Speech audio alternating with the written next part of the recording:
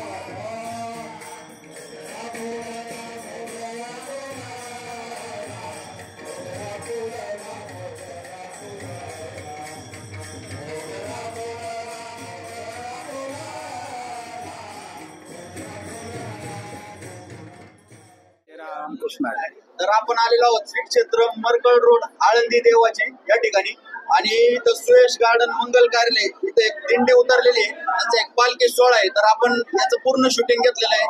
याची आरती असेल, फुगडे असतील, हरिपाठ असेल, अजून काही अभंग असतील आणि महाराजांच्या रथाचं शूटिंग, त्यांच्या पादुकांचं, मूर्तीचं, अशा सगळ्या गोष्टी आपण त्याला दाखवलेल्या आहेत.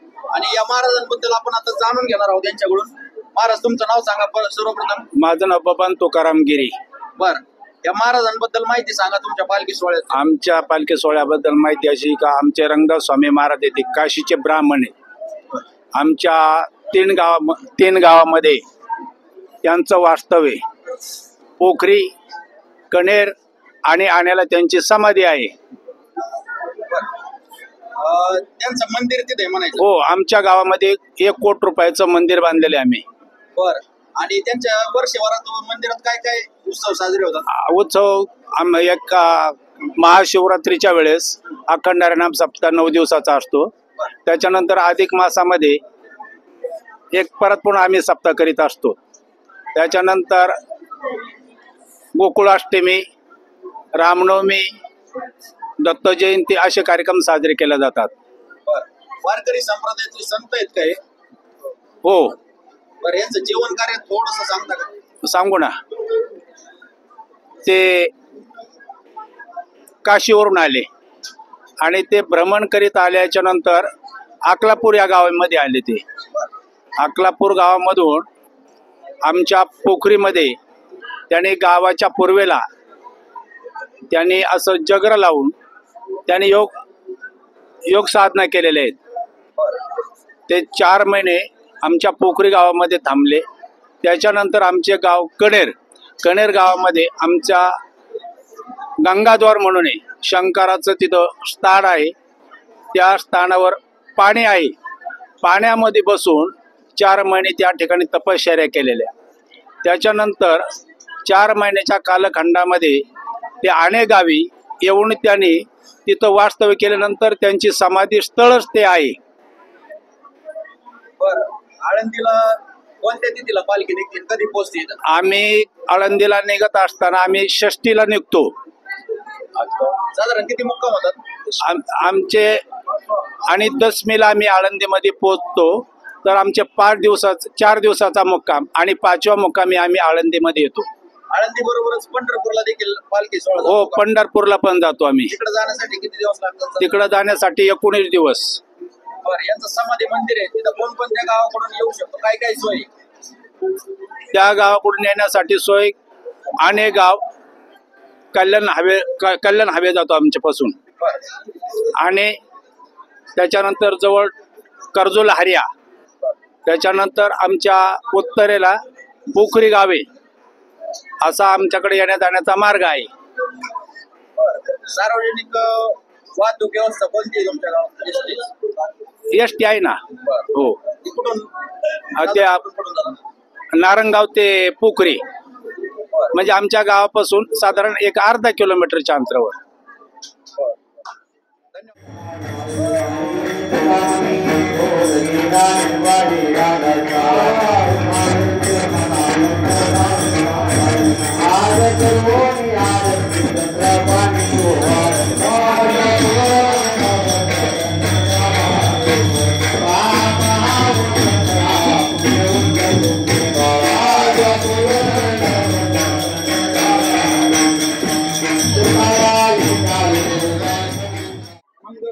सिद्धेश्वर पालखी सोहळा श्री क्षेत्र शिरापूर तालुका पारनेर.